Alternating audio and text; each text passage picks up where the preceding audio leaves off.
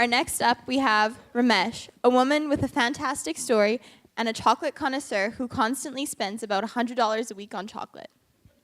Although her love for chocolate is very deep, her presentation is not that shallow. Please be aware that the following slides do contain images of war.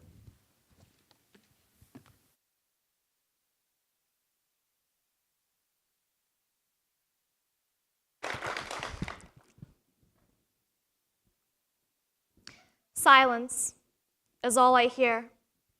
It was the early hours of a bright morning, the air still with sleep. Suddenly, a blast erupted, disrupting the serenity of the night, a terrifying sound.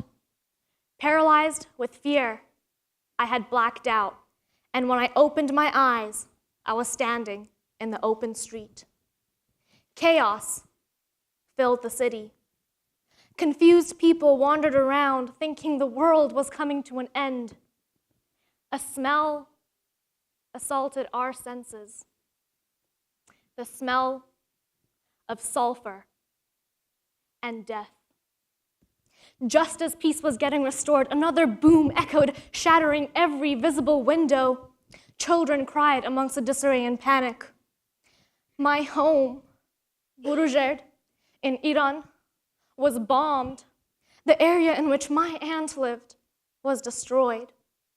As my mother and I rush there, we see corpses piled upon one another. Screams of grief tore through the morning air. My aunt was okay.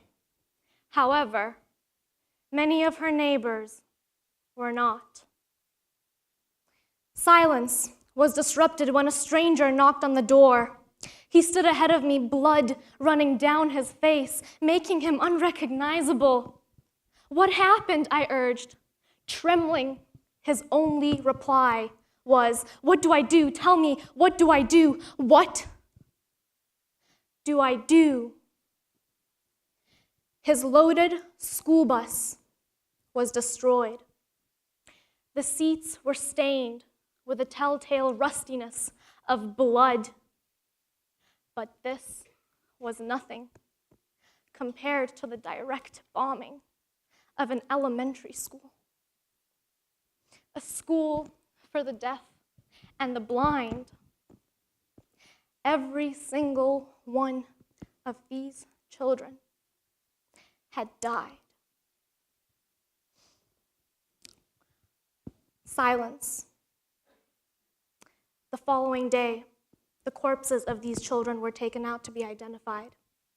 That day, I made a decision I still regret. I decided to go see this grievous scene for myself. It was a terrifying experience.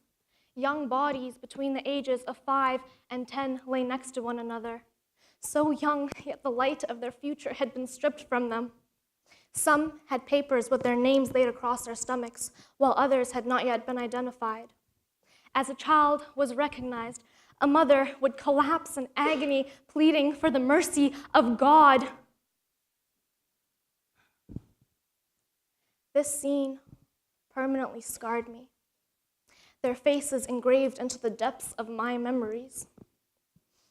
The very next day, my friends and I decided to go see the wreckage of the deaf school for ourselves. Another decision I regret.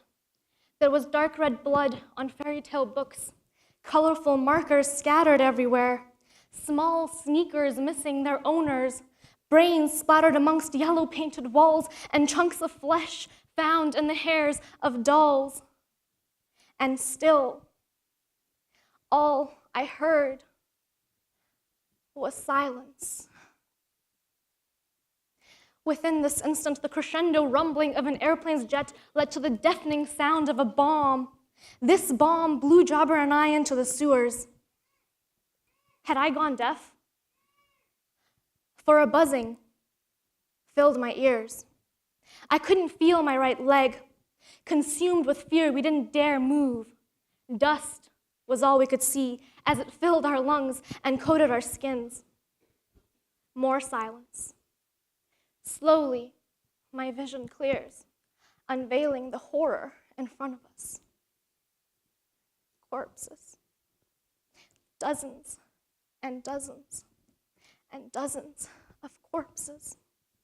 Some motionless, others shriveling in the rolling dirt.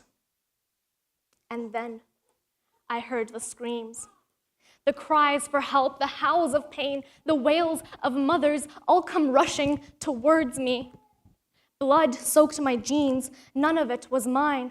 And suddenly I remember I had two other friends with me, Majid and Cameron. We yell out their names and find Majid grasping his leg, clenching his teeth. We ask where Cameron was, afraid we already knew the answer. Beside Majid lay my best friend's bike, his deserted green bike. After helping as many of the injured out as I could, I made my way home, and only then did I feel the pain in my leg. I discover half the blood belongs to me, a bomb shard, a shrapnel in my leg. Using a piece of cloth, I covered the wound, and never once did I burden my mother with what had happened that day. As I lay in bed, the deafening silence haunts my dreams. This is the story of my father. I asked him how he would infuse light in such a horrifying situation, and his only reply was silence. There is no glory in war, only brutality and inhumanity. There is no peace in war, only devastation and damnation. There is no light in war, only stillness and darkness. We witness millions of citizens oppressed, thousands of innocents injured, and countless attempts of suicide right in front of us. Yet, I question why we are all silenced.